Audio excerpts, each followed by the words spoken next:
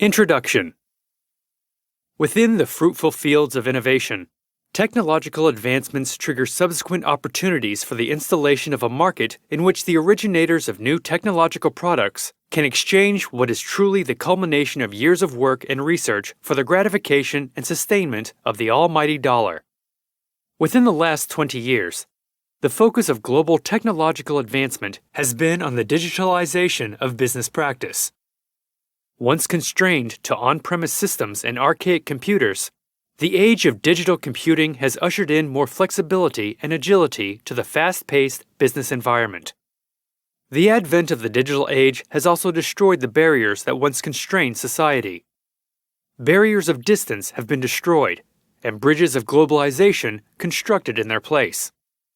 While the barriers of accessibility have been among the greatest changes from the age of digitalization, perhaps the greatest barrier that has been destroyed has been the barrier to wealth that once gave credence to the phrase, starving artist.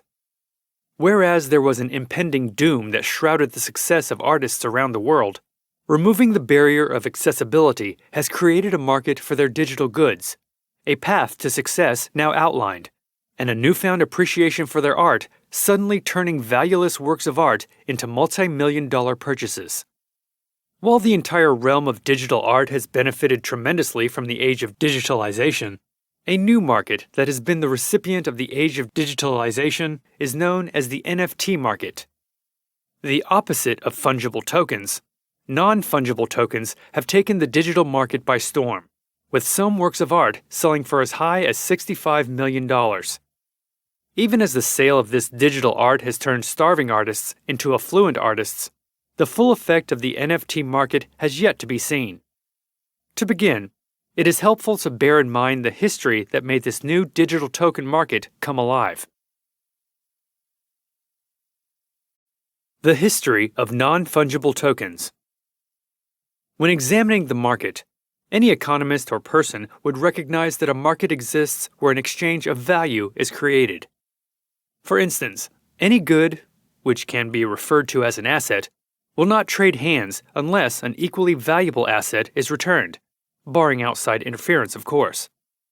With this in mind, it is simply seen that for an asset to exist, this asset must be unique. The laws of supply and demand reiterate that the scarcity of a certain asset will create an inverse relationship between quantity demanded and price. However, objects with no scarcity are often regarded as worthless. Assets with no scarcity are regarded as anything but unique, and therefore have no value to society, and are unable to be purchased.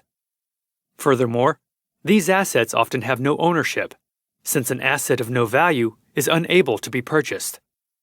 All of this goes to prove that for an exchange of value to take place, an asset must have an owner, and for an asset to have an owner, there must be some minimum value attached to that asset.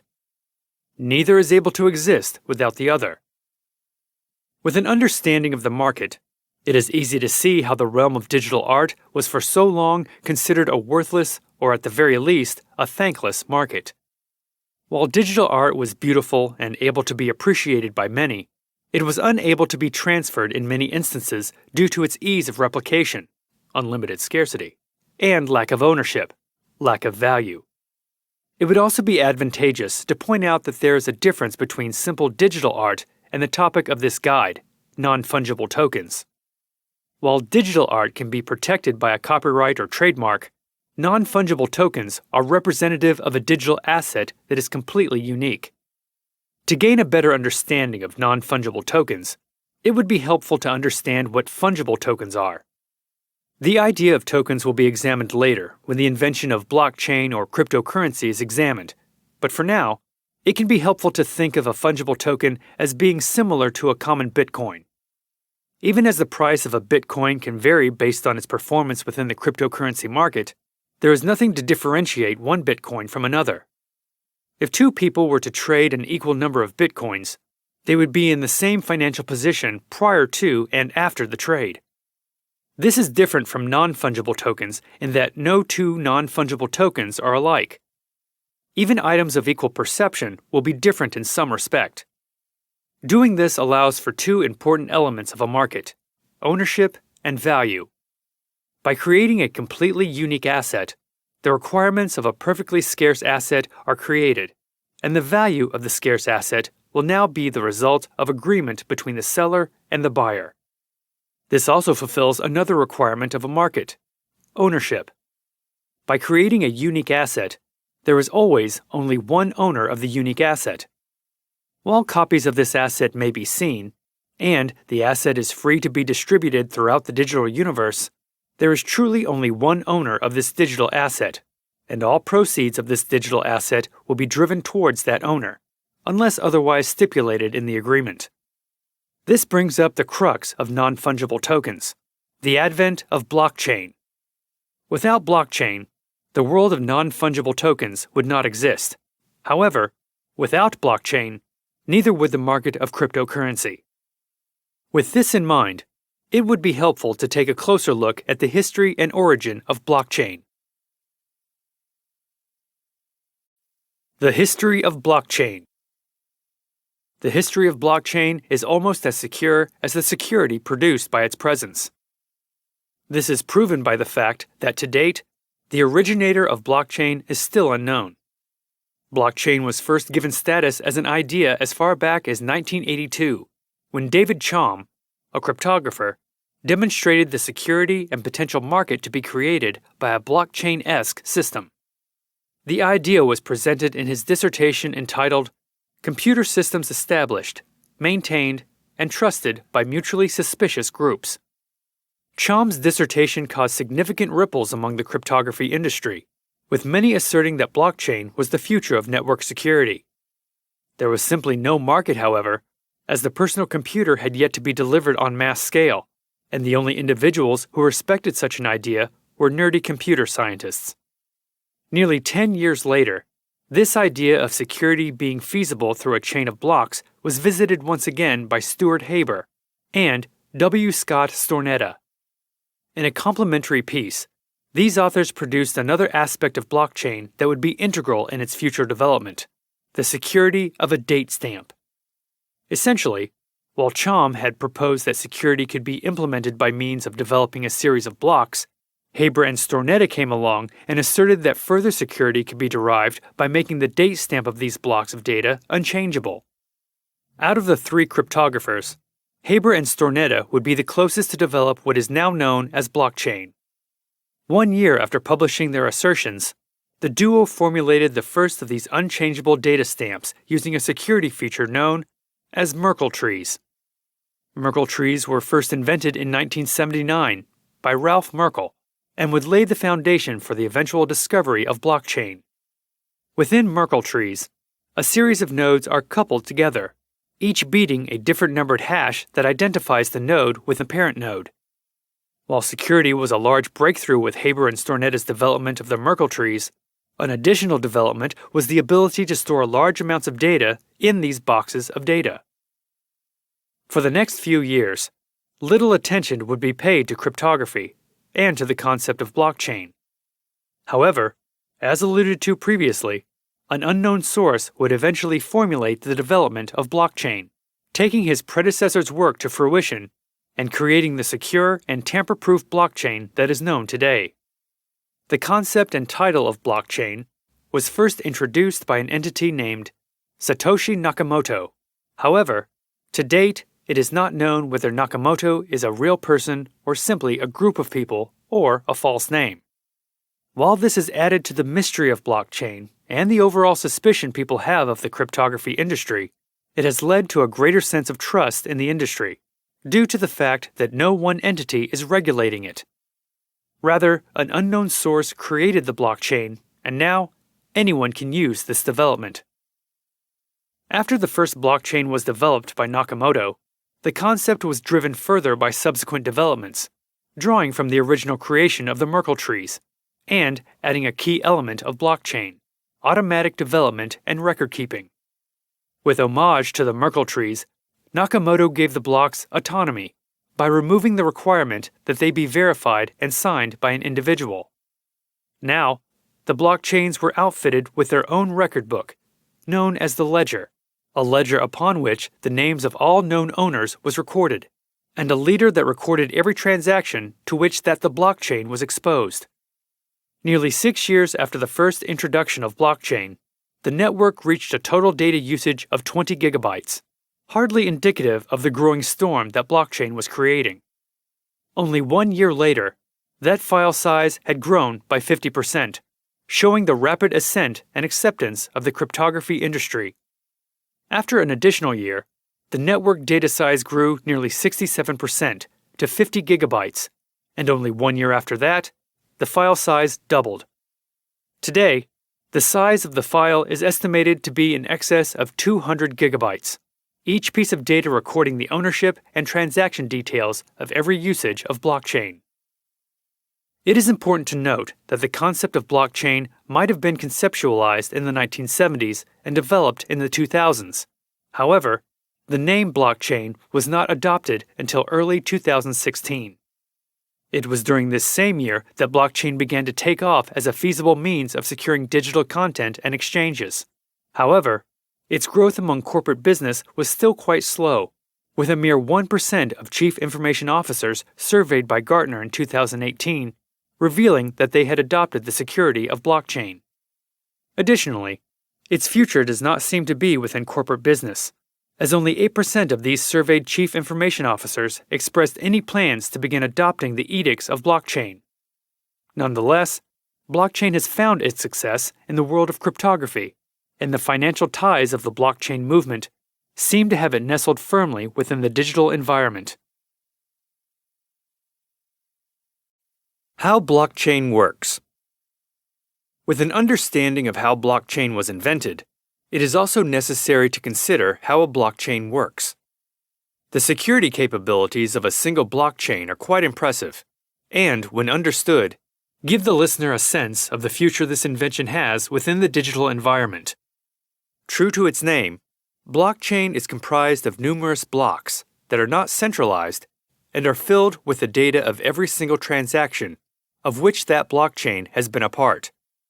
A popular example of blockchain's capabilities is found in cryptocurrencies, where each cryptocurrency is secured by blockchain. When a singular asset of cryptocurrency is traded or altered, this data is recorded within the blockchain structure, attached to the cryptocurrency, and is secured, meaning that no individuals can edit this blockchain unless all future blocks within this blockchain are also edited. This perfectly exemplifies the general ledger assertions and descriptions of blockchain, showing how the blockchain is able to gather large amounts of data. Additionally, whenever a blockchain is attached to an asset that is pertinent to an individual, they are able to manually verify this asset's validity using the data of the blockchain. Every single transaction will be recorded in this blockchain, and will therefore be able to be compared with the record submitted by the owner, giving the buyer or analyst an undeniable source of truth for the blockchain. Additionally, this helps secure the validity of an asset by warding off attempts to spend an asset twice. This ensures that an asset is not sold but then used by the original owner again. This will be examined in greater detail when the creation of non-fungible tokens is revealed, but it is also worth noting that this general ledger of blockchain is also helpful in allowing for the unlimited distribution of digital assets, while retaining a single owner. Essentially, one could think of this concept as countless individuals downloading a single photo from the internet, while one individual remains the sole owner of the photograph. In addition to replicating and creating additional blocks per transaction, a singular blockchain resembles an onion in which multiple layers are peeled back to reveal a subsequent layer. These layers include the infrastructure of the blockchain, the networking, peer-to-peer network, a consensus, the validation of the blockchain, the data, the individual blocks of data, and any applications that are connected to the blockchain. With each block forming after additional data becomes available, these blocks form their chain, tracing their lineage to the original block that was created upon the birth of the digital asset, referred to as the Genesis block. It is also worth noting that a single blockchain does not necessarily resemble a single file line of blocks, but in some cases can have instances in which two blocks are created at the same time. In instances such as this, The block with the higher value will be retained as the block upon which future blocks will be created. This instance is exemplified in the instance of Bitcoin, where a single Bitcoin will use a security measure known as the proof-of-work system, in which the segment of the fork with the greatest value in work will be retained as the chain upon which future blocks will be built. By doing this, creation of dual chains within one blockchain are mitigated and minimized to instances of no more than 2 per fork. There is an important exception to the instances of a fork in the creation of blocks. When the program of a blockchain is updated and new software is introduced, a fork will take place, so that the old software is recognizable as being at its end of life, while the new software can be traced back to the earliest block of its introduction. In instances where some of the nodes refuse to update software and continue with the old software, a condition known as a permanent split will occur, and the software will be permanently split at the hard fork. One of the greatest examples of this hard fork occurred with the grandfather of blockchain deviance, Ethereum. When a group of hackers attempted to update the code of Ethereum, the blockchain hard forked, resulting in 2 chains, Ethereum and Ethereum Classic. In a follow-up example, a disagreement centering on how often the transactions for Bitcoin should take place, a hard fork was reached, resulting in the creation of Bitcoin and Bitcoin Cash. Another important aspect of blockchain is the time needed to create the actual blocks. The frequency of creation for new blocks is dependent on how each blockchain is programmed within its infrastructure, but some blockchains will update as quickly as every 5 seconds, while other well-known blockchains use a timer of nearly 10 minutes. In creating new blocks autonomously, the most gratifying and attractive element of blockchain becomes apparent: its ability to be decentralized and not controlled by a single regulator. This is primarily due to the storage of data within the peer-to-peer network. Whereas a computer network has a single access point that is the hotspot that hackers pinpoint and use to gain access to the entire system, the decentralized element of blockchain makes it much harder to penetrate. Not only does this decentralization protect blockchain from outside attacks, it also protects it from inside attacks, with no one point being able to cause failure for the entire system. Going further, the data that is stored within each block of a blockchain is considered to be extremely safe and unable to be deleted or edited, giving a new level of security to data that is not attainable under other systems. Just from this brief history and explanation of the functionality of blockchain, one can see how attractive this opportunity was for the digital media crowd. Whereas in the past, digital media had been exploited by a lack of protection and the seemingly impossible task of protecting an original while displaying it for the world to see, blockchain now gave digital artists hope that their digital art would be protected and their livelihoods restored. The creation of non-fungible tokens. Whereas the history of blockchain is far more robust and dates back to the invention of the computer, the creation and use of non-fungible tokens is relegated primarily to post-2010 work and is ambiguous at best. In 2012, the first non-fungible tokens were created when Yoni Hess used his personal blog to formulate the suggestion that new tokens for Bitcoin needed to be made. In essence, cryptographers had been grappling with the idea of how they could arrange for asset transfer while using the Bitcoin blockchain. One of the tenets of marketing is the easy transfer of ownership, and transferring Bitcoins was anything but easy. Additionally, Hess formulated that by creating a token of sorts, the reach of Bitcoin would be extended to tangible elements as well. With tokens, Bitcoin blockchain could represent real estate, stocks, commodities, and fiat currencies in addition to giving representation to other cryptocurrencies as well. After Hess's blog concepts began to swirl and numerous suggestions were put forth, none greater than Manny Rosenfeld, who composed a white paper that gave the instructions for creating a token for Bitcoin, the colored coins. As the white paper made its way around the internet, its work captivated the attention of many who read it. While the paper was not able to show a complete way of creating the colored coin, it left the attempts to those who read it, offering inspiration instead of instruction, and direction instead of dictate. The white paper clearly laid out why colored coins were needed to offer more than simple transactions of Bitcoin to the cryptographic environment.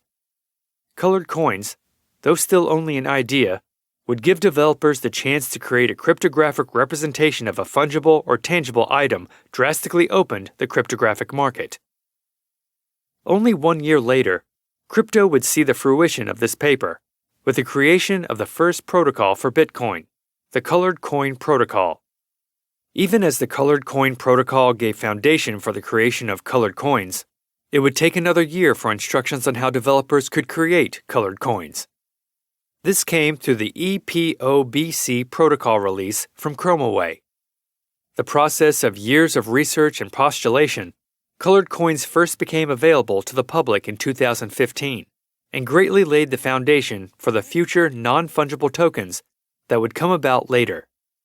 Andrew Steinwald reveals that the following can be represented by colored coins: property, coupons, other cryptocurrencies, shares of a company, subscriptions, access tokens, digital collectibles.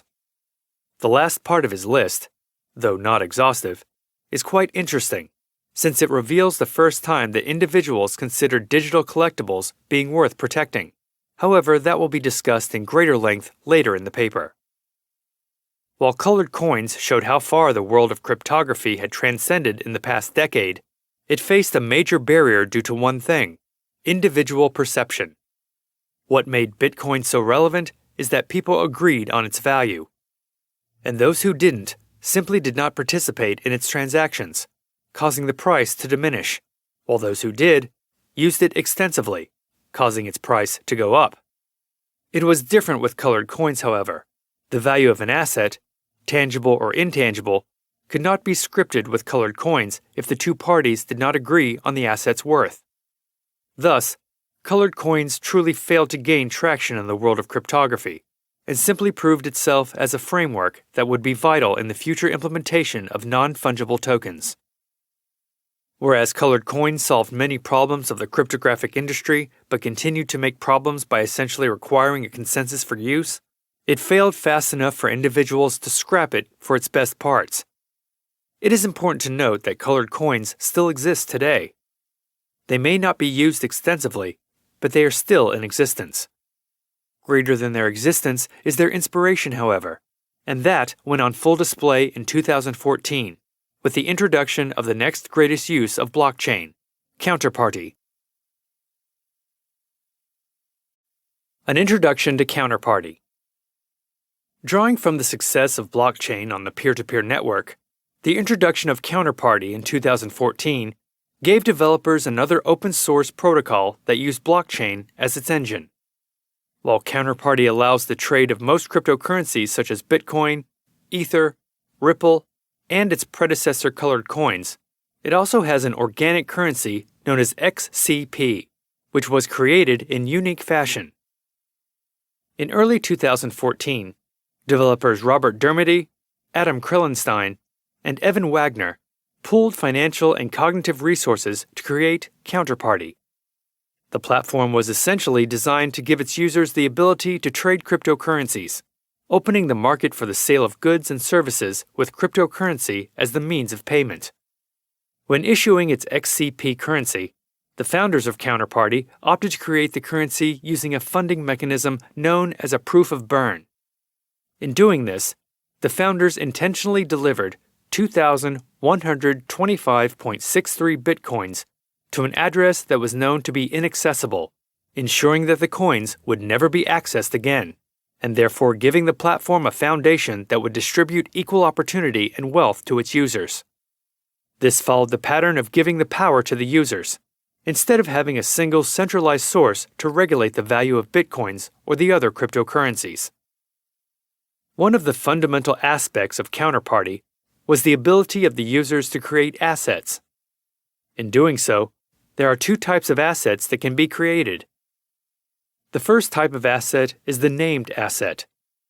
This asset is named using alphabetical entities, and the stringed name can vary from 4 to 12 characters. Of interest, the only two assets that were allowed to have 3-letter names were BTC, Bitcoin, and XCP, counterparty's currency. For those who desire to use a different style of asset naming, there is also the numeric asset. Within this asset, the asset is named by affixing a prefix A and then an integer. Once the asset is named, there are other aspects that also must be delineated. To ensure security, it is important that the asset contain information about the source of the issuance. Additionally, the quantity being issued is also very important. And a final piece of information required for issuance is the description of the asset. After the asset is created, the asset can be placed on the market or directly sent to a recipient. To be sent, there are additional pieces of information that must be filled out. The issuer must outline the source of the asset, where the asset originated and who the owner is, the quantity of the asset to be delivered, and the destination to which the asset is to be delivered. Today, many of the use cases for counterparty are found in betting, tickets, token-controlled access points, programmable smart contracts, and derivatives, to name a few. As the counterparty community matured, other instances of use included a meme trading function and the issuance of trading cards. As counterparty continued to give individual investors access to cryptocurrency like never before, there was another access that was being created: the initial coin offering. To gain an understanding of how important this was for non-fungible tokens, it would be helpful to take a closer look at the first initial coin offering to ever be presented, the Spells of Genesis initial coin offering. An introduction to Spells of Genesis. Until this point in the history of blockchain, and specifically cryptocurrencies, its primary use had been the facilitating of representing assets in a digital environment. Spells of Genesis sought to change this, however, and by their own declaration, became the first blockchain-based mobile game ever made. Drawing on the addictive traits of collection and the already existent token trading available through blockchain, Spells of Genesis sought to drive their mobile platform through the blockchain engine, while using a well-known feature of blockchain: trading card games. In this mobile game, which is still available, players are able to collect cards, seeking to collect cards that are able to be combined to create a powerful deck of cards. In doing so, players are able to wage war with their opponents. The cards, affectionately known as orbs, are designed from a background in fantasy and are able to be purchased for collection. The Spells of Genesis represented the first time a mobile game had been created on the blockchain engine, and also showed yet another way that blockchain had found a means of monetizing its existence. While proponents of cryptocurrency were quick to adopt the gamification of the cryptographic world, there was another feature that differentiated Spells of Genesis from other contributes. To provide context, most anyone would recognize that to release a new stock, companies hire a financial institution to underwrite the investment and offer the newly released shares to the public or private investors by means of an initial public offering. Doing so allows the financial institution to control the supply and demand of the new offering, while also setting a starting price for the stock.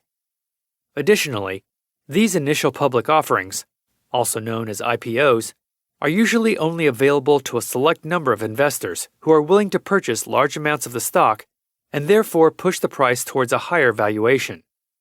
Within the cryptocurrency industry, new coins were being introduced on markets such as Counterparty, but the lack of hype around a new currency being released led many to believe there was great potential for even more cryptocurrency to be purchased. With this in mind, the creators of Spells of Genesis set out to pioneer a new form of introducing cryptocurrency to the market, the initial coin offering, otherwise known as the ICO.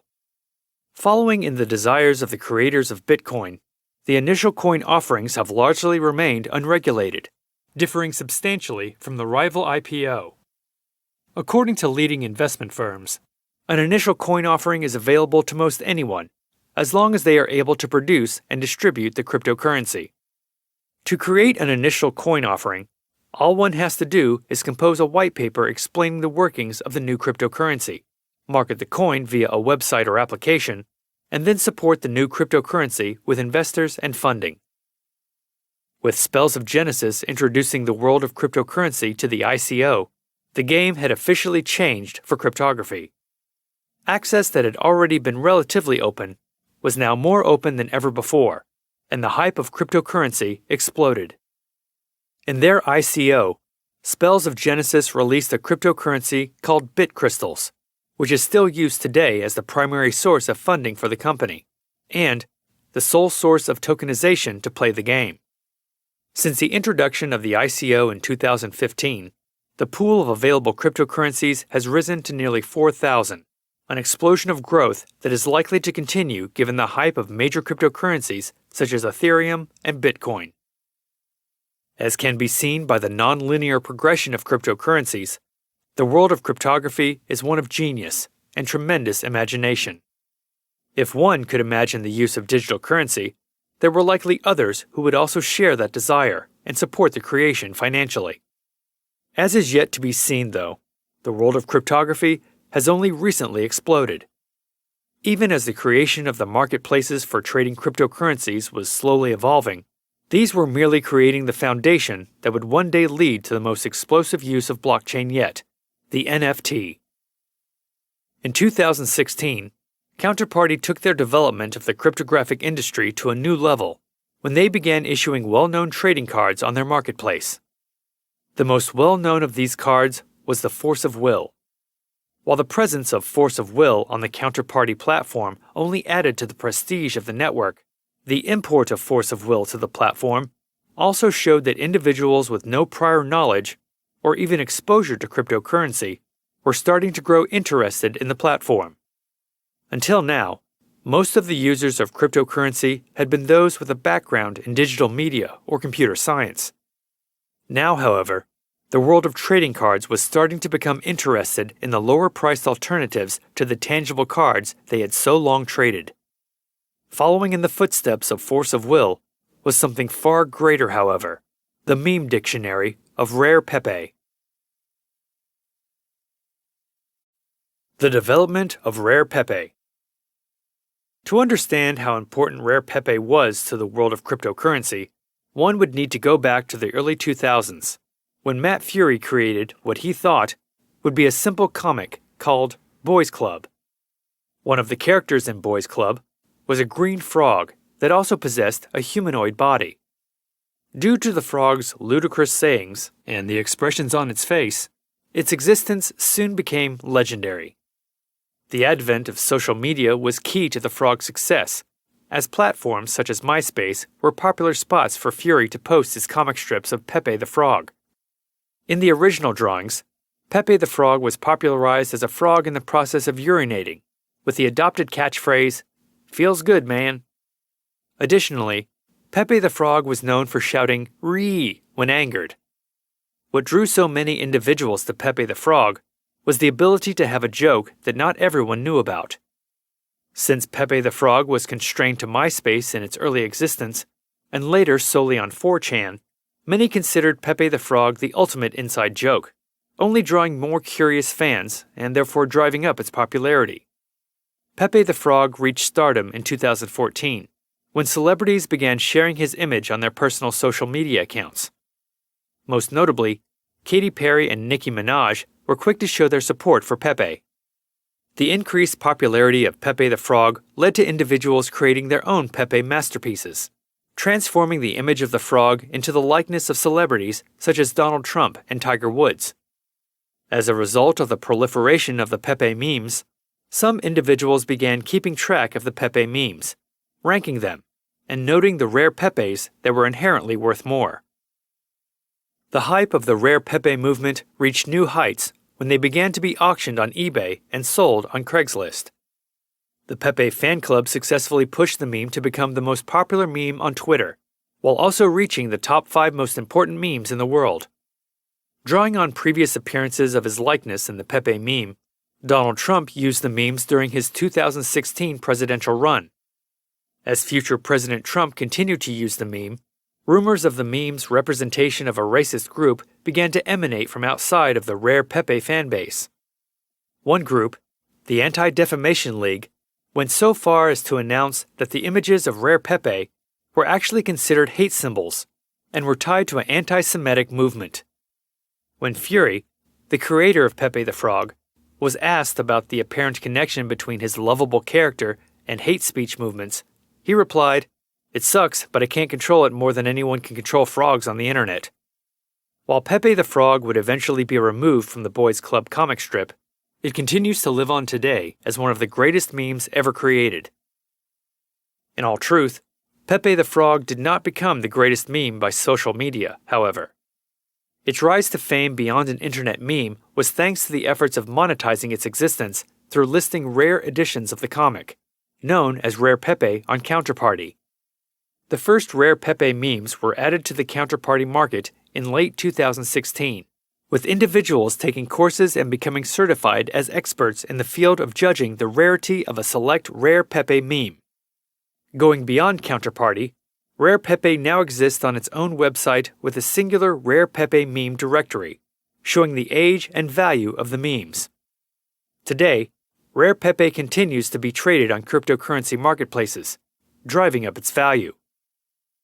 In looking at the rise of Rare Pepe, no glimpse would be complete without paying homage to a cryptocurrency that was highly instrumental in the meme's rise, Ethereum. In 2017, as the cryptocurrency began to rival the likes of Bitcoin, individuals began trading Rare Pepe memes using Ethereum, and the prospect of creating a trading card that had no shelf life or expiration date quickly pushed developers to focus on the Ethereum market. To show the dynamics of this transition, it is worth paying a closer visit to the origin and rise of Ethereum. The introduction of Ethereum. Mentioned earlier, one of the primary means of issuing new cryptocurrency is the creation of a white paper explaining the functionality and creation of the currency. That is precisely what Vitalik Buterin did in 2013, with his proposal for the creation of a new cryptocurrency named Ethereum. Drawing on the success of Bitcoin, Buterin proposed that the currency be as deregulated and decentralized as possible. Of interest, Buterin was actually one of the authors who helped with the formation of colored coins in 2013.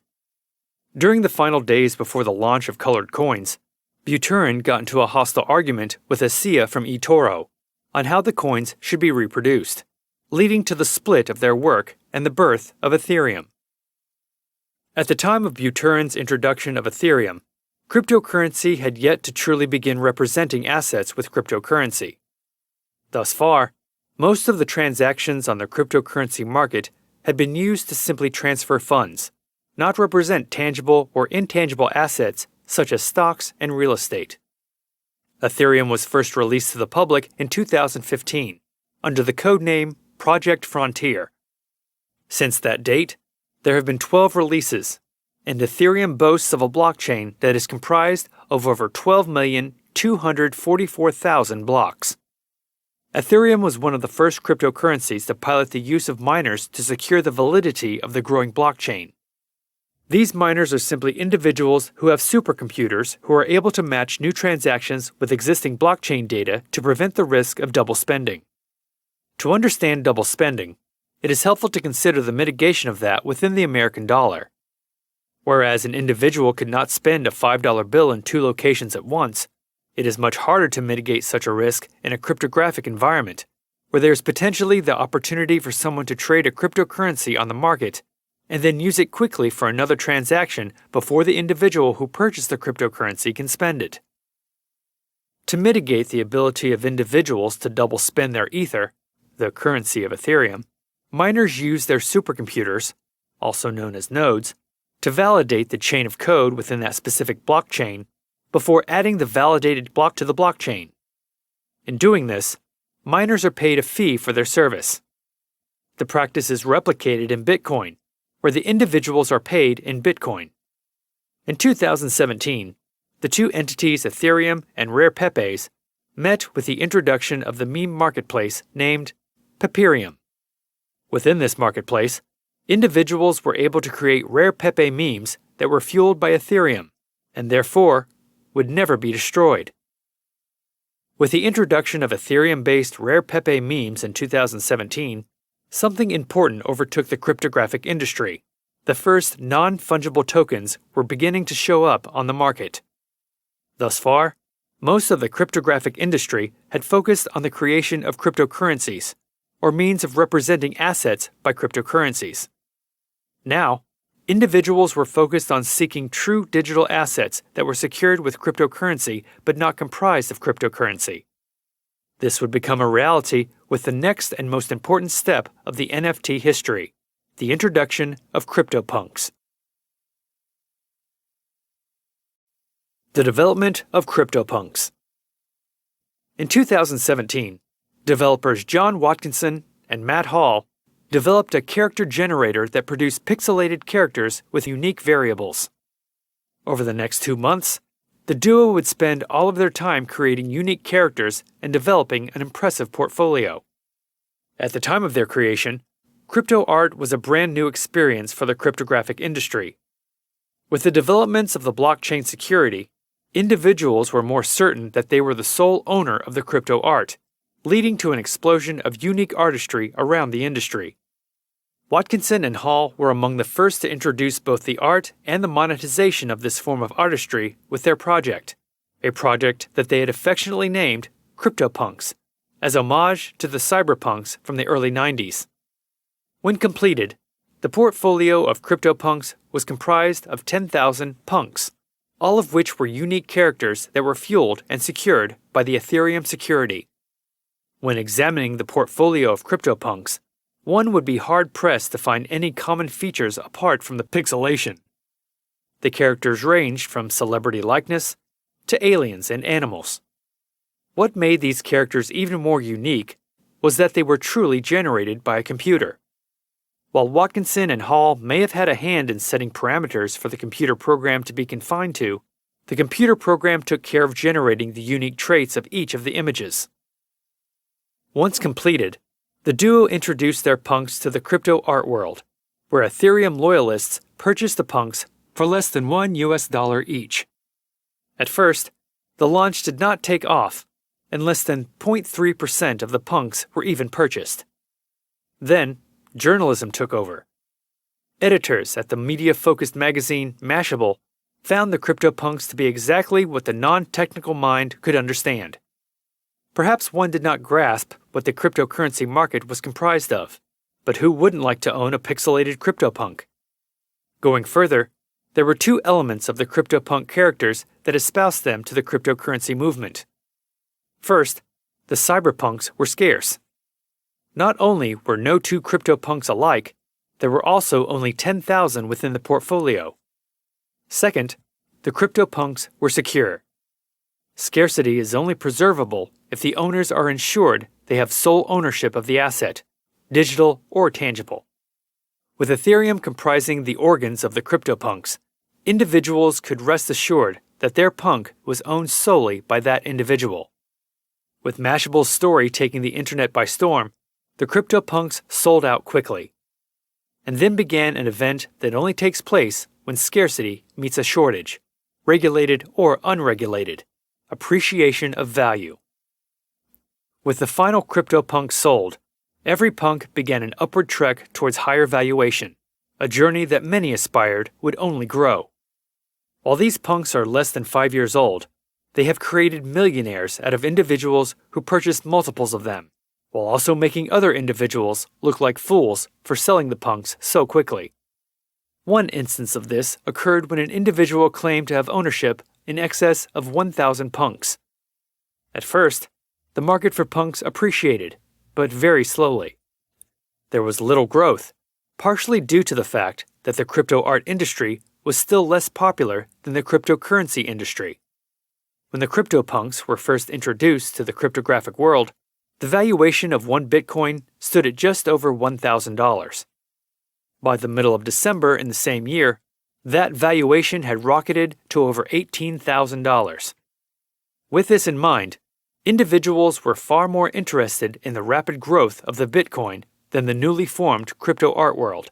However, Bitcoin took the spotlight away from the CryptoPunks, but it would soon give the spotlight right back. The growth of CryptoPunks. In the latter months of 2017, Bitcoin began to depreciate from its all-time high just days earlier.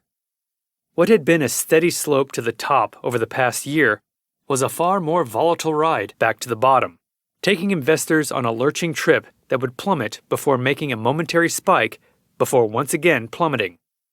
It is important to remember that this was the first time that a cryptocurrency began appreciating so quickly. For the first time, cryptocurrency was being looked at by retail and institutional investors, not just the computer geeks who were smart enough to understand the concept of blockchain. Also, individuals were not looking at cryptocurrency as a means of representing wealth. They were now looking at cryptocurrency as a means of growing wealth. However, it would still be a few years before cryptocurrency began its historic trek upward in 2020 to 2021. In the meantime, the downfall of Bitcoin set off greater levels of interest in other cryptographic entities, such as crypto art. The timing was perfect for CryptoPunks that had spent the last year appreciating slowly but nonetheless showing the world that an asset could grow in value while doing nothing different other than existing as a scarce resource. Shortly after the downfall of Bitcoin, the valuation of each CryptoPunk began to grow more quickly. Referenced earlier, the individual who had purchased more than 1,000 punks sold the punks in the days shortly before the CryptoPunks began their rapid ascent, leaving what would eventually be worth millions of dollars on the table. Today, there are some CryptoPunks worth millions of dollars each, while others are worth tens of thousands of dollars. Just as the Rare Pepe meme dictionary had individuals dedicated to determining how rare a meme was and estimating value based on those variables, those familiar with the CryptoPunks on a level more intimate than simply purchased value have attributed this difference in valuation to the aesthetic differences of the punks. In an article for TechCrunch, Lucas Matney issued what he considered to be the different variables of punks that led to the myriad of valuations. Things aren't always predictable, begins Matney. Earrings are the most common attribute for punks, commanding much lower price floors than those with beanie hats, which are the rarest attribute. Some attributes gain market momentum randomly. For instance, the market for punks wearing hoodies has been particularly hot during select times of the year. Further on in his article, Matney quoted developer Max Orgeldinger, who noted that while the CryptoPunk market is speculative, just as the stock market is, he feels that the speculation of the CryptoPunk market is far more accurate, an assertion he justifies by noting, with the whole NFT community, it's almost more honest because no one's getting tricked into thinking there's some very complicated math that no one can figure out. This is just people making up prices. If you want to buy it, that's the price. And if you don't want to pay it, that's not the price. Interestingly, Orgeldinger points out a key difference between the stock market and the NFT market: simple valuation. When one looks at the simplicity of the NFT market, it almost becomes unjustified to compare the stock market and the NFT market, since the NFT market operates more like selling antiques at a flea market instead of selling fiscal representations of tangible assets. As the CryptoPunks continue to attract more attention, the assertions of their being the first NFTs continue to be among the greatest controversies in the NFT environment. Even today, while many consider the CryptoPunks to be the first NFT ever created, this is largely due to their success, but is not accurate. When the CryptoPunks saga began to threaten the validity of what many considered to be the true NFTs, a new position within the cryptographic world was created. Just as self-declared crypto experts had been respected enough to assess a CryptoPunk image and declare its value based on unique characteristics, there began a new position of self-declared crypto archaeologists who were tasked with ensuring that NFTs that predated the rise of the CryptoPunks were discovered and brought to the attention of the world. In doing this, many were discovered, but only one would be verified as existing prior to the release of the CryptoPunks. Even so, it was enough to dispel the rumors that the CryptoPunks were the first NFT. What can be said, however, is that the CryptoPunks were the first NFTs to reach marked success against other digital assets. One NFT that was introduced prior to CryptoPunks was a project known as Etheria. Built on the Ethereum platform, Etheria consisted of a map in which users could purchase hexagonal divisions of the land. In its first days of existence, very little traction had been gained and the developers actually left the project to go pursue viable careers. When CryptoPunks began gaining attention in early 2017, the developers realized that the shortage of available punks could provide extremely valuable, and thus began a new adventure for the developers: attempts to log into the old account without running out of passcode attempts. After successfully getting back into the account and confirming that the program was still operational, the developers used Twitter to announce the availability of their platform, and enjoyed watching their crypto wallet balloon from being worth nothing to nearly 1.5 million in Ethereum. Just from this, it is easy to see the new landscape that has been created simply because of the creativity and persistence of the developers of CryptoPunks. Interestingly, the ownership of the original 10,000 punks has largely stayed within the wallets of individuals who own multiple punks. Only 1,889 cyber wallets contain the CryptoPunks, giving many investors confidence that their punks will only continue to maintain or climb in value due to the limited number of wallets that currently hold the NFTs. As for the developers who originally created the CryptoPunks, they have focused their efforts now on creating more NFTs. Though none will grow in wealth or fame as their CryptoPunks have, the recognition of the CryptoPunks being among the first NFTs is reward enough for their effort. Among the projects that spun off of CryptoPunks was the famed CryptoKitties. To gain a greater understanding of how CryptoPunks inspired CryptoKitties, while also seeing the contributions of the CryptoKitties, a closer look should be taken into these digitally generated felines. The development of the CryptoKitties. In 2017, the landscape of NFTs had changed, with companies hopping onto the NFT market bandwagon with one goal in mind: the monetization of human habit. One of these habits was recognized by developers who postulated that, if they could link the attraction and habits of mobile games to the NFT market, they could make a fortune. Fortunately for them, they were correct. In response to the success of CryptoPunks, developers at Axiom Zen launched an NFT known as CryptoKitties on the Ethereum network, and waited for the funds to roll in as the game gathered more users and attracted the single most valuable factor for long-term NFT success: replication without duplication. Whereas the CryptoPunk market focused on the scarcity of the product and secured a virtually endless appreciation of the digital assets as long as the NFT market thrived, the CryptoKitties market focused on the replication of the digital assets, while ensuring that the security of each kitty was maintained and that the unique nature of each digital asset was not lost. In replicating the CryptoKitties, the developers initiated another unique aspect and made each kitty able to be replicated through breeding different kitties. Officially, the kitties are able to be replicated using the process of sire, but this process requires the permission of both owners of the kitties. It is here that CryptoKitties must be distinguished from the other crypto art in that it does not use the typical blockchain security, but rather, it uses a security filter built by Axiom Zen.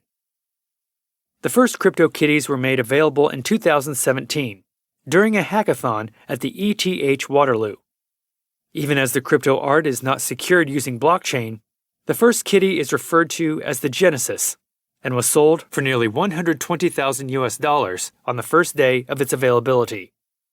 To secure the kitties against unsecured replication or duplication, the kitties are all outfitted with a 256-bit genome that is distinctive to each cat. Additionally, the CryptoKitties followed in the footsteps of the CryptoPunks by ensuring that each kitty has a distinguishing and unique feature. Going further than CryptoPunks, however, these distinguishable features operate as genes would in live cats, and are able to be passed on to future generations of the CryptoKitties. In all, there are 12 variations of features that can be used to differentiate the kitties. In less than 5 months after the Genesis kitty was unveiled, CryptoKitties had grown so fast that it was considered sustainable on its own, and Axiom Zen utilized a spin-off to create a new company called Dapper Labs, a company that would be solely dedicated to the success of the CryptoKitties. In preparing for the spin-off, a round of investing was held, and nearly $12 million was net for the creation of the new laboratory. With the new CryptoKitties laboratory created, the game and crypto art has continued to grow beyond what many thought possible. The survival of the CryptoKitties. Since their inception in 2017, CryptoKitties have become the latest NFT fad to continue its existence as a mobile game. CryptoKitties made national headlines in 2018 when one of the kitties netted $140,000 in a sale. Later in the same month, CryptoKitties took another page out of the cyberpunk book of success and began creating CryptoKitties that bore the likeness of celebrities. The first CryptoKitty to bear this honor would be one fashioned after Stephen Curry, the basketball legend from the Golden State Warriors. This development would prove to threaten the future of CryptoKitties after the licensing agreement between Curry and CryptoKitties was suspended due to alleged negligence of contractual obligations by Stephen Curry. What appeared to be a setback soon turned into a dramatic mess when CryptoKitties became the center of a lawsuit that alleged CryptoKitties had stolen a trade secret that was owned by Stephen Curry. Essentially, the lawsuit laid out the timeline of events during the disastrous relationship between Curry and CryptoKitties, alleging that it had actually been Stephen Curry who had approached CryptoKitties with the idea to create a CryptoKitty in his likeness. At the conclusion of the lawsuit, the judge ruled that the Dapper Labs had actually created the idea first, not Stephen Curry. With the idea of celebrity CryptoKitties tabled for the meantime, CryptoKitties turned a major milestone in the success of the company. After 1 year of existence, Dapper Labs celebrated a pool of 1 million cats that had been securely replicated since the inception of the Genesis Kitty 1 year earlier. This celebration led to a subsequent round of funding, this time Dapper Labs holding a Series A round of funding in which 18 investors pledged an additional $15 million in valuation. Included in this investment round were names such as Union Square Investors, Venrock, and HOF Capital. The arrival of the CryptoKitties took the Ethereum platform by storm, leading to some predictions that if changes were not made, CryptoKitties could severely damage the Ethereum platform. When looked at more closely, it was revealed the delays the Ethereum system were being caused by the pending transactions that had amassed to a level comprising nearly 10% of the total traffic on the Ethereum network. It was here that the proponents of crypto had a choice to make. Would they allow the CryptoKitties the continued use of the system, knowing that their focus on deregulation could spell the demise of the system? Or would they deviate from their age-long deregulation and enact new rules? After considering the choices, a third choice was revealed that sought to both improve the Ethereum network connectivity while also retaining the deregulation. In the future, it was decided that the Ethereum miners would give additional data for each block that would then allow for more transactions per second and hopefully mitigate the risk of diminished performance. An additional measure used to speed up the network was the creation of more websites as marketplaces for the Ethereum currency. Due to the activity of the CryptoKitties, websites such as OpenSea, Rare Bits, and EtherTulips were created. As will be seen later, OpenSea would become the most successful out of this list of prestigious websites to come about, simply due to the legendary reception of the CryptoKitties. In November 2018, after the Series A round of funding, Axiom Zen, who was still producing the CryptoKitties as the world awaited the formulation of Dapper Labs, ceased from their previous practice of releasing a new CryptoKitty on a 15-minute frequency. Today, the supply of CryptoKitties is solely determined by the current owners of CryptoKitties and their ability or desire to breed their CryptoKitties. Additionally, there are means by which other owners of CryptoKitties can pay to have their CryptoKitty breed the CryptoKitty owned by a different user. Even so, the value of CryptoKitties continues to hemorrhage around $65 per CryptoKitty, with the rare kitties being sold for over $300,000. While the CryptoKitties rage continues to press onward, the focus of the NFT market has turned toward other forms of digital art and beyond the realm of mobile games. The individuality of CryptoKitties. What has made the CryptoKitties movement so popular is that there is an obvious means of returning value and making money vested directly in the purchase of a CryptoKitty. Whereas other NFTs require waiting for the crypto-embedded asset to appreciate in value, one could feasibly purchase a CryptoKitty, breed it with another kitty via the sire method, or the owner could even purchase another CryptoKitty and breed new kitties at will. After this, the owner is free to list these kitties for sale, the average value being around $65 to $70, with more appreciable potential vested in cats with more unique features. Today, not only are people playing the mobile game, there are individuals dedicated to the long-term success of the CryptoKitties by simply breeding their cats every day. Perhaps another element is at play in the extreme popularity of the CryptoKitties, however. Consider the adrenaline rush or even sense of belonging that occurs when a community is able to create a firestorm that raged so heavy that it threatened to break the system. As more and more users realize they are a part of something much bigger than themselves, something that is being noticed by the world, they have more of a drive to either continue contributing or to gather others to join them. Analysts have attributed this mentality and behavior to being the primary fuel behind the CryptoKitties' overtaking of the Ethereum network. In one case, the pending transaction queue rose from a daily average of 1,500 to over 11,000 transactions. Even as users were faced with unbelievably high fees per transaction and saw their purchases taking hours to complete, they maintained their interest and dedication in the network. Such is the habit of much more than loyal or simply interested individuals. Such is the habit of members of a tribe. While the average price of a CryptoKitty has fallen due to the replication factor of the kitties, the CryptoKitties remain one of the more popular entities within the NFT network. The explosion of the non-fungible token infrastructure. While names such as CryptoKitties and CryptoPunks and even colored coins have become synonymous with the development of the NFT network, the true explosion and acceptance of the NFT system was delayed until 2018. Whereas there had been a few projects that were created sequentially, the success of one garnering the interest and subsequent success of another. The number of projects being deployed has reached a maddening fury, and today, Medium.com, a leading resource on the NFT market, has announced that there are over 100 projects fueled by the Ethereum and Bitcoin markets today. The two most popular NFT marketplaces today, OpenSea and SuperRare, have gone beyond simply offering NFTs and now offer educational courses on how to create NFTs and what makes NFTs so important to the market today.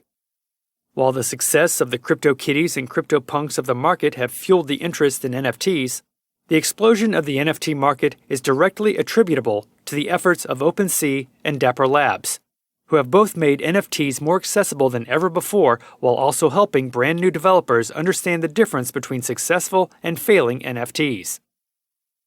In 2018, as the CryptoKitty rage was beginning to wane, another rage took its place, and once again, the rage centered on digitally mastered felines. The new technology was officially referred to as Layer 2 games. Essentially, these are games that rested atop the already developed games such as CryptoKitties. What this did was allow developers the opportunity to create games that use the characters and entities of the CryptoKitties while avoiding having to build the gamification directly within the application. The new Layer 2 games started somewhat of a universe or ecosystem around specific games, the most popular being the Kittyverse, which obviously centered on applications using the CryptoKitties. Within the Kittyverse, games such as Kitty Race, Kitty Hat, and Wrapped Kitties fed off of the pre-existent framework and fans of the CryptoKitty environment. For CryptoKitties, the imagination of the Kittyverse breathed new life into a platform that was waning due to rapid exposure. For Kittyverse, CryptoKitties offered the benefit of not having to spend large amounts of money attempting to attract customers. With a symbiotic relationship in place, Kittyverse and CryptoKitties offered the world an example of a relationship that could prove pivotal in the future of the NFT industry. Looking back on the history of NFTs, it is easy to see that the year 2018 offered the greatest amount of expansion within the NFT marketplace to date. Even as NFTs have continued to grow in average value and their accessibility has only gotten less limiting, the sheer growth within 2018 provided a velocity that will be hard to match. Shortly after the advent of the Kittyverse, a new craze overtook the NFT marketplace: crypto celebrities. Under this mechanism, the users sought out rare NFTs and purchased them. Once purchased, this NFT has its own ownership transferred to the new user and is then made available for purchase once again, only to be purchased again if it is indeed rare enough. In each iteration of the sale, the subsequent selling price is a consistent percentage of the previous selling price. By doing this, the NFT is consistently appreciating in value until it reaches a point that the users find to be its fair valuation. For users fortunate enough to purchase the NFT and then sell it successfully, the difference in purchase and selling price is pocketed as profit. However, should the NFT fail to sell due to reaching its fair valuation, the new owner of the NFT is stuck hanging on to an NFT that is inherently not able to be sold until there is a change in the market, thus incurring the stock market equivalent of a loss. In fact, the whole practice resembles trading options in that the owner of the NFT is betting on the appreciation of the NFT in order to make a profit. The crypto celebrities took off like a wildfire, the potential for getting quick profits fueling its quick ascension. Because the NFT market was accessible by anyone, it became the haven of impulse buyers, those who thought that a particular NFT had the characteristics of a rare NFT, and therefore had to be purchased before someone else did. With crypto celebrities dwindling from the market, there is discussion over whether their existence aided the NFT movement, or injured it due to the risky bets individuals placed on their NFTs. While the NFT market remains divided over this issue, another element of the NFT was discovered and exploited through the crypto celebrities: the addiction of risky transactions in hopes of making profits. Today, the NFT marketplace is operated by OpenSea, OpenBazaar, Rare Bits, Auctionity, Opskins, KnownOrigin.io, and Moon Market, while the NFT infrastructure is ruled by names such as BitCrystals, Tokens, Spheroid Universe, and Decentraland. While studios such as Fuel Games, Dapper Labs, Horizon, and PlayStakes produce content that is fueled by the crypto markets, the true facilitators of interest in the crypto market continue to be the games such as Crypto Baseball, CryptoKitties, Diverse, and Ether Kingdoms. Today, CryptoKitties, Oxy Universe, My Crypto Heroes, Decentraland, and Axie Infinity remain the highest performers within the mobile gaming applications for the crypto markets. Today, the NFT market remains dominated by the mobile gaming application use cases, but other use cases such as virtual land ownership, event tickets, and virtual clothing are creeping into the market share of the crypto market. While the focus in the past has been on creating applications to utilize the blockchain security, today the focus is shifting towards creating interoperability. For a truly deregulated system to be completely usable, the assets must be interoperable between different applications, and fortunately, that is becoming a reality.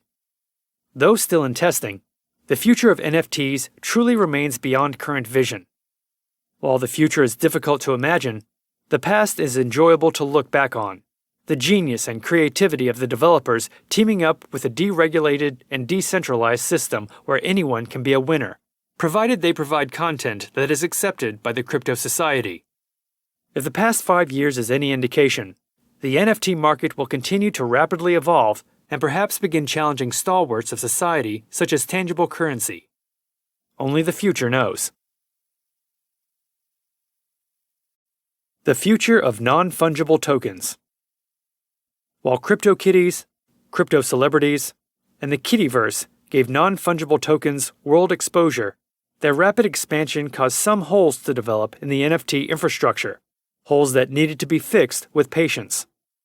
As the rage from these fads rolled on, it was difficult for NFT developers to spend their time working on fixing the holes when other developers, less dedicated to the future of NFTs, were more focused on making profits. In time, however, as the excitement surrounding the NFT market wore off, the developers and their labs refocused on creating a sustainable environment. As the market of less dedicated users continued to dwindle, the developers turned their attention to the loyal users and their immediate needs. As the dust settled, the NFT world turned their attention from the gaming platforms and began focusing on digital assets. While the NFT market had been primarily focused on gaming platforms, digital art platforms began to gather interest. Developers SuperRare, Rare Art Labs, Maker's Place, and Known Origin giving artists platforms where they could create digital art and infuse NFTs to ensure security and ownership. Over time, digital art became known as crypto art, forums such as Cent opening their doors to artists. As the focus gradually turned away from mobile gaming platforms, it also became evident that a market existed for individuals who had no development experience. Whereas previous deployments required that a developer fashion a smart contract, Digital Art Chain was born out of a desire that anyone be able to create an NFT, regardless of programming ability. All the users had to do was upload a digital image and an NFT token was minted. Later that year, a deviation of Digital Art Chain known as Marble Cards was created, this time users being able to input a URL into the Marble Cards engine. After doing so, a unique image would be created from the contents of the URL, and an accompanying NFT would be minted.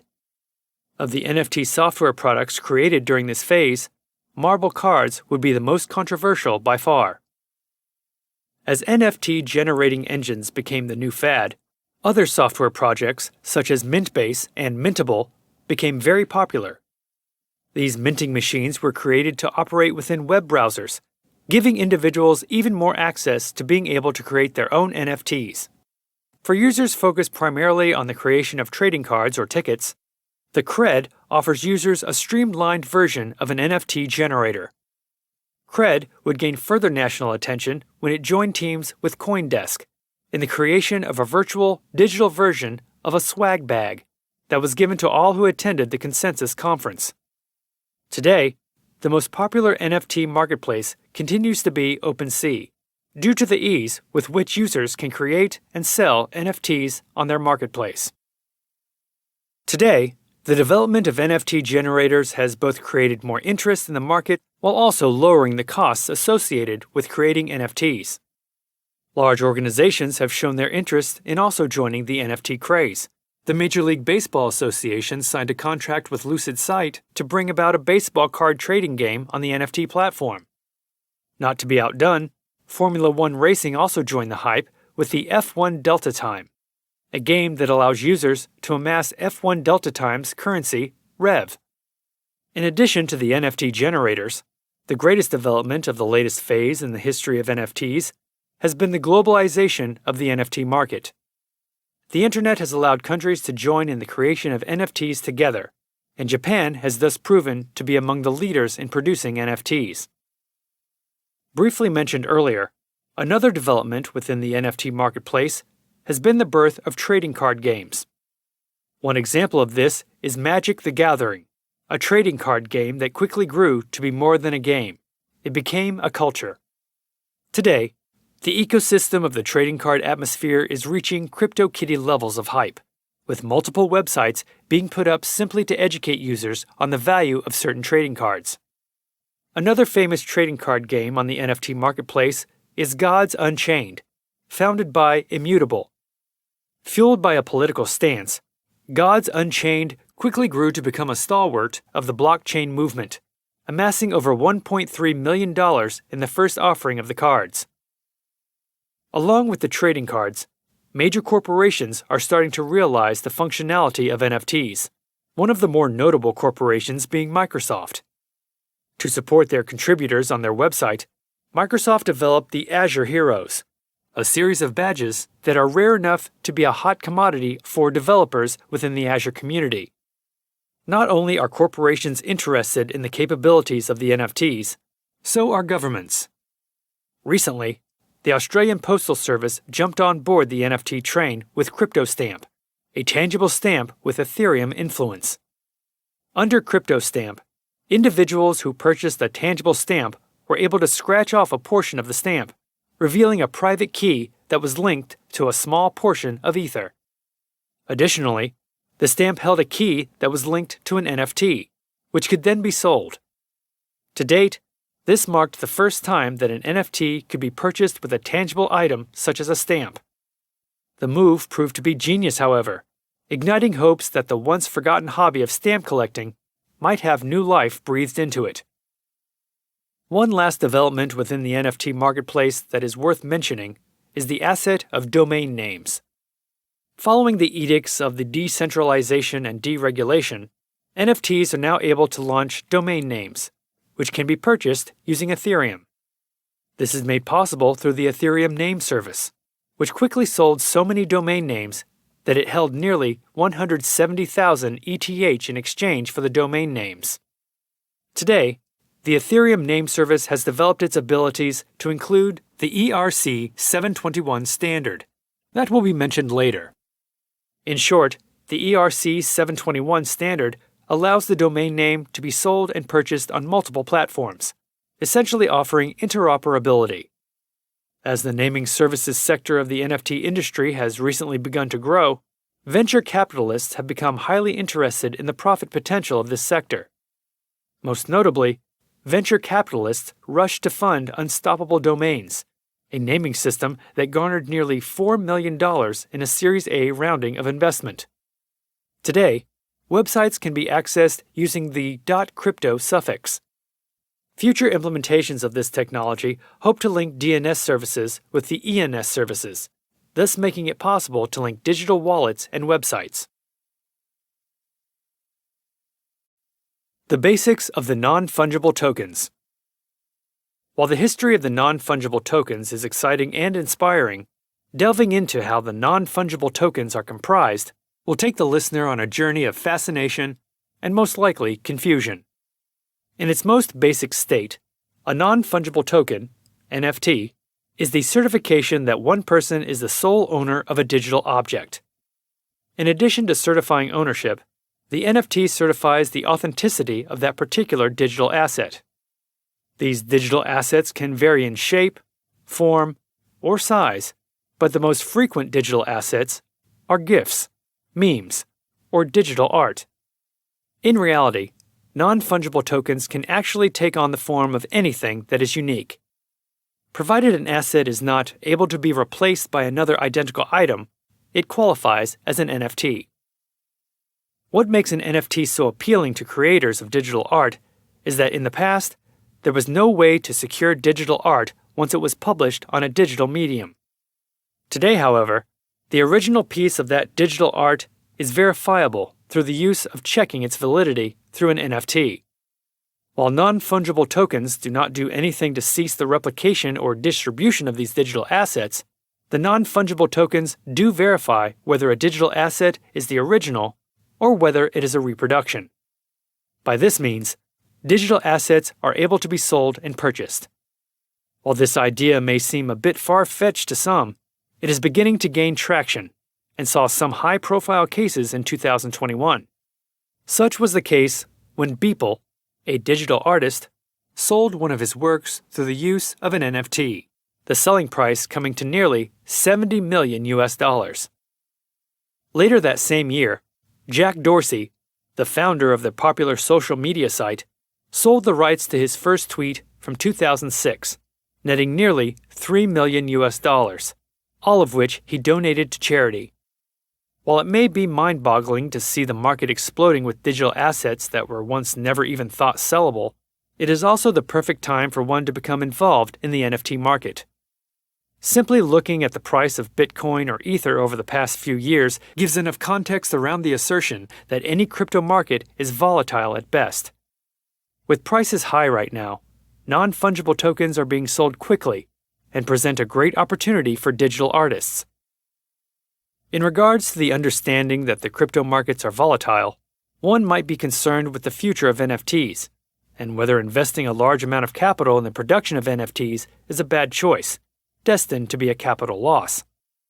With that in mind, consider that the growth of the NFT market is a relatively recent development, but an important one, considering the recent trend among companies to digitize their environment. In a world moving quickly towards new levels of digitization, it would appear that NFTs are well positioned to aid in the digitization of the business environment. Additionally, NFTs allow for the globalization of art distribution, giving even more credence to the development of this technology. As NFTs are looked at more closely, there should be distinction made between digital assets and non-fungible tokens. Digital assets are usually constructed for a single environment and are therefore unable to be interchanged between different platforms. A great way to demonstrate this would be someone attempting to sell an award earned in a mobile application on eBay or Amazon. It can be done, but it is extremely difficult, and there is a good bit of faith that is placed in the seller in regards to the validity of the exchange. This is primarily due to the difference in standards across the digital environment. With this lack of unity in regards to the standards, assets have been constrained to their respective industry, and in some cases, companies or originators. This lack of unity could be thought of as if countries all had their own currency, but no market for currency exchange existed. In the event of digital assets, non-fungible tokens act as that currency exchange, allowing assets to take on any shape and simply be represented by the title and deed of the asset, the blockchain NFT.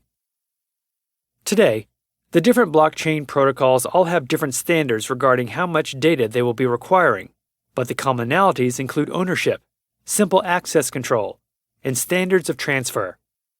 Devin Finzer, CEO and founder of the popular OpenSea NFT marketplace, describes blockchain as a layer on top that gives developers a brand new set of stateful primitives on which to build applications. With the industry standardized by ownership but not form of asset, NFTs have transitioned from being constrained to developer wallets to being able to operate across different platforms. Additionally, as Finzer goes on to point out in his article, NFTs create a higher level of liquidity among the stakeholders willing to invest in the volatile markets. To gain a greater understanding of how these NFTs are able to operate across different systems and platforms, it is helpful to look at the token standards that provide the security that makes NFTs so appealing. The definition of these standards is the guarantee that assets will behave in a specific way, while outlining how to interact with the basic functionality of the assets. There are numerous token standards, and this guide will attempt to bring the most pertinent and useful token to light. The token standards of NFTs. Piloted by the raging CryptoKitties of the 2017-2018 era of NFTs, ERC 721 is a set of digits that represents the standard used for outlining the behavior of the CryptoKitty NFTs. Listeners will recall the unique means of replication that were outlined by Axiom Zion and later Dapper Labs. That means of replication is stored within ERC 721 and ensures that each user and owner of the CryptoKitties has equal opportunity and access for the full availability of the CryptoKitties. The ERC 721 token is defined as a Solidity Smart Contract standard, with the purpose of allowing developers the opportunity to replicate ERC 721 contracts within their respective ecosystems through the Open Zeppelin library. To create an ERC 721 contract, developers simply create or copy and paste code from other developers, such as GitHub. The contracts all contain a line of code that is inherited from a previous contract that is fostered within the Open Zeppelin ERC 721 contracts. An additional component that can be added to the ERC 721 smart contracts is an act known as whitelisting, which will allow any users of a particular platform to trade items within that platform gas-free. To avoid confusion, recall that when in the context of cryptography, gas refers to fee or pricing value that is required to successfully conduct a transaction or execute a contract on the Ethereum blockchain platform. After choosing to whitelist or not, the developer will begin the process of developing the newly formed smart contract. This can easily be done by using an application program interface, also known as an API. While certain APIs require financial backing through cryptocurrencies, others are free and simply require the use of seed words. After the contract is deployed, the developer can begin possibly the most exciting portion of the development journey, minting the tokens or currency. These tokens will be minted into a separate account that is controlled by the developer, and will become the exchange of sorts for either US dollars to the currency or for the representation of a tangible asset. While this process may seem easy, the contracts can range in complexity, with some taking only 10 minutes to complete, while others take days or even months to complete. With a smart contract complete, the ERC 721 standard is created, and the developer is able to begin making financial gains on his newly secured contract.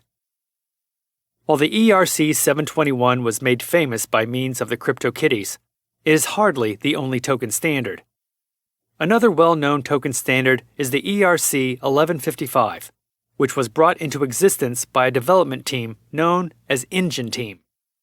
The ERC 1155 is not the same as the ERC 721, in more than one respect, but the greatest difference lies in how the two protocols regard assets. While the ERC 721 considers an asset an individual entity, the ERC 1155 is a protocol designed for classes of assets. In their explanation of the ERC 1155 token standard, OpenSea described it as follows. For instance, an ID might represent swords, and a wallet could own 1,000 of these swords. In this case, the balance of method would return the number of swords owned by a wallet, and a user can transfer any number of these swords by calling transfer from with the sword ID. As is later pointed out, the primary draw of the ERC 1155 token standard over the ERC 721 is that the developers can be far more efficient in their creation of the contracts. Returning to OpenSea's example of the sword contract, should someone want a set number of the swords, they could simply transfer that amount with no problem. Were the individual to be using the ERC 721 protocol, however, such a transfer would require editing numerous portions of the smart contract. Even as the ERC 1155 protocol offers greater efficiency, some die-hard blockchain supporters rush to point out that this deviation in standard reduces the amount of information that is contained within any one transaction. Whereas ERC 721 contracts are able to trace the ownership over every single asset, the information would be bound in the smart contract of the collection of assets for those using the ERC 1155 token standard and would therefore be less concise. Today, the ERC 1155 continues to overtake the ERC 721 as the preferred token standard. An additional token standard that is used today is the ERC 20 standard. This standard is deigned as having its own specific utility, such as granting users the right to vote on decisions impacting the future of a project, or rewarding customers for performing certain tasks. Following in the footsteps of the other token standards, the ERC 20 is held in check by the smart contracts included in the NFT. This smart contract houses the rules that will ensure the token operates as intended, regardless of its ownership. The three primary elements that are required when using the ERC 20 token standard are total supply, balance of, and transfer. One token standard to rule them all. With the three standards outlined above referring to the token standards of non-fungible tokens, it can be easy to forget that fungible assets do exist and are still part of the cryptographic world. To review, while non-fungible tokens are assets that are not able to be replaced equally or evenly, fungible tokens are able to be replaced with an asset that is completely equal. For example, there is nothing unique about one Bitcoin. It can be replaced evenly and with a different Bitcoin, thus rendering it a fungible token. With this in mind, concerns could be raised over how securing a transaction involving both non-fungible and fungible assets can be increased. This is able to be accomplished by using templates provided by a series of NFTs known as composable. According to Medium.com, composables are defined as a standard extension for any non-fungible token, NFT, to own another non-fungible ERC 721 token or fungible ERC 20 tokens. Within composables, digital assets are able to also pass on aspects of the previous generation, in a sense, giving a single entity a series of recurring features that are unique to that smart contract. Today, this market of composables is secured by the token standard ERC 998, which allows the concurrent ownership of non-fungible and fungible assets. This standard is actually somewhat exemplified in the existence of the CryptoKitties, who are able to pass along certain genes to future generations of their own kitties. To date, this is one of the only examples of composables, but nonetheless provides developers with yet another resource should their creative genius take them on the path less traveled. The composition of non-fungible tokens. With the understanding that the non-fungible tokens are given life through the existence of a smart contract and an accompanying token standard, it is time to take a look at what truly comprises the NFT, the heartbeat of the NFT. When one considers how the Earth is composed, all elements breaking down into the smallest known form of matter known as the atom, consider the atom of the cryptography environment to be the metadata. When one comes across a smart contract they would like more information about, there are means by which the ownership and composition of the digital asset can be discovered. To discover the owner of a smart contract, one would only need to use the owner of method on a crypto marketplace. Doing so would show the wallet address of the owner along with the current owner. To go further and see what the owner of a specific smart contract truly owns, one would need to consult the metadata of that particular smart contract. As defined, metadata is essentially the description of what that particular digital asset looks like. In addition to telling the name of that particular asset, there could be a link to the image of this asset and a brief synopsis of what the digital asset truly is. When developers are looking into the creation of the metadata for a particular digital asset, there are two means by which this data can be referenced. The first is known as on-chain metadata and is quite self-explanatory. When a developer uses on-chain metadata, they develop the metadata directly into the digital asset. This provides numerous conveniences to the owner. Above all, that the information regarding this digital asset will always be included with the NFT. Additionally, hosting the metadata directly within the NFT allows for easy updates should the NFT be replicated. This is easily understood when considered in the context of the CryptoKitties, where kitties are being created every day, each bearing some resemblance to the parent asset. During the creation of the new CryptoKitty, the on-chain metadata is referenced.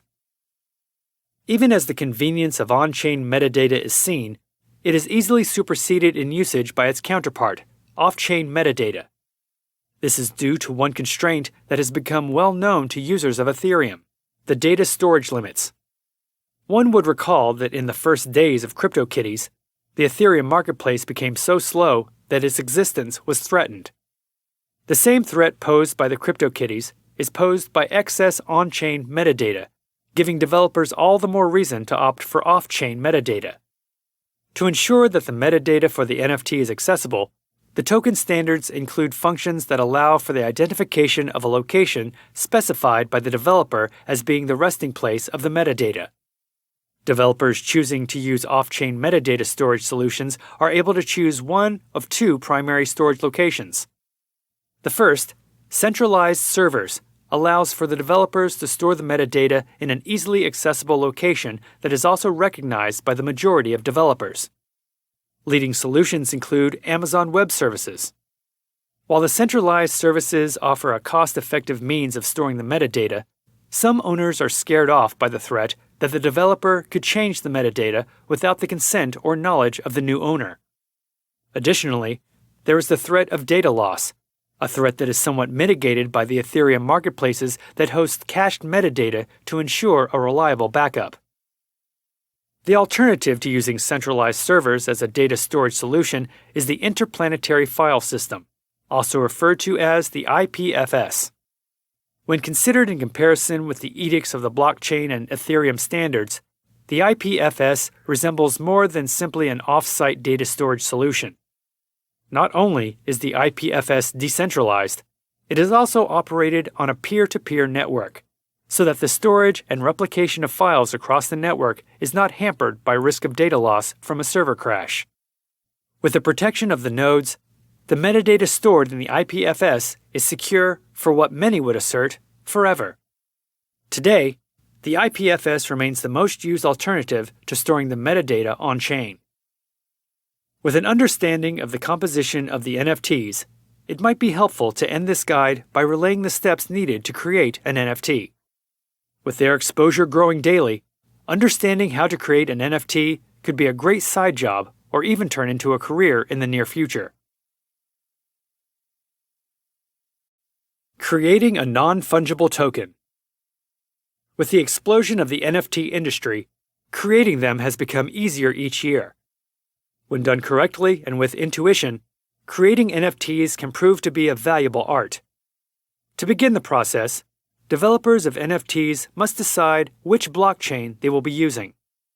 While Ethereum remains the most popular blockchain service, it is not perfect, and other blockchains, such as Binance Smart Coin, Tron, Polkadot, or Tezos, are a few of the leading names that compete with Ethereum.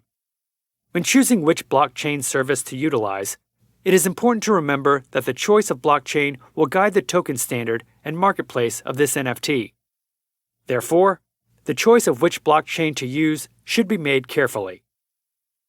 After choosing which blockchain service to use, the developers will need to comply with the standards of the marketplace associated with that blockchain. For instance, were one to use the Ethereum blockchain, they would need to find a wallet that was compatible with Ethereum, and then the token standard of Ethereum-based blockchains, ERC-721. Following their choice of wallet, the developer will then need to transfer funding so that they have adequate currency in Ether.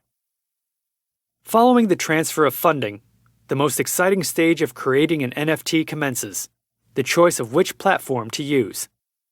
If using Ethereum, the developer will be able to choose from the widest array of marketplaces for the NFT, the largest being OpenSea, followed by Variable and Mintable. Each marketplace will have its own standards for uploading an NFT, but most developers collectively agree that the OpenSea marketplace is the easiest to use. When uploading an NFT to OpenSea, the first step is to connect the pre-established crypto wallet to OpenSea. Once completed, the process of uploading the NFT becomes as easy as adding pictures to social media. The developer will upload a separate image of what defines the collection of NFTs. This would be similar to the profile picture of a leading social media site, while the accompanying banner image also resembles the cover photo of a popular social media site. To add the specific NFT, the user can continue with the process of uploading the NFT, each site hosting its own practice for uploading. One would recall that what differentiates NFTs and drives up their value is the rarity or unique features. To ensure that an NFT is awarded for all of its unique features, most marketplaces will also allow the user the chance to specify what unique traits should be considered when qualifying the value of the NFT. After outlining what specifically makes the NFT so unique, the user can then add the NFT to their collection, and the process for adding an NFT is complete until someone purchases the NFT. Just from this brief overview, one can see that the process of creating NFTs has become extremely easy and cost-effective. Today, the highest cost in selling NFTs is either the time that the creator needed to create the NFT and an additional fee when the NFT is sold. For those selling their NFTs on the Ethereum blockchain platforms, the cost is referred to as gas. This price is variable and directly correlates with the number of users on the network. Doing so allows for self-regulation, while also driving up the price of NFTs that were submitted at high-volume moments. An additional means of creating a value stream is through royalties. By pricing NFTs lower than the market standard, but adding in a royalty to be paid every time the NFT changes ownership, a developer can actually glean more from the sale of their NFT. Based on the growth of the NFT market in just the past 5 years, the future of NFTs looks very promising. While it can be estimated that drivers such as Bitcoin and Ether will keep the interest in the crypto market peaked, one can only begin to imagine what the future versions of the NFTs will be. In a recent sale, billionaire Mark Cuban sold an NFT with one of his famous quotes. The quote sums up the history and future of the NFT environment perfectly. Nobody ever changed the world by doing what everyone else was doing. For the NFT industry, it always has been, and always will be, about doing what is different. Only then do the rules of scarcity drive the valuation of NFTs, and only then does the future of NFTs look as bright as it does now?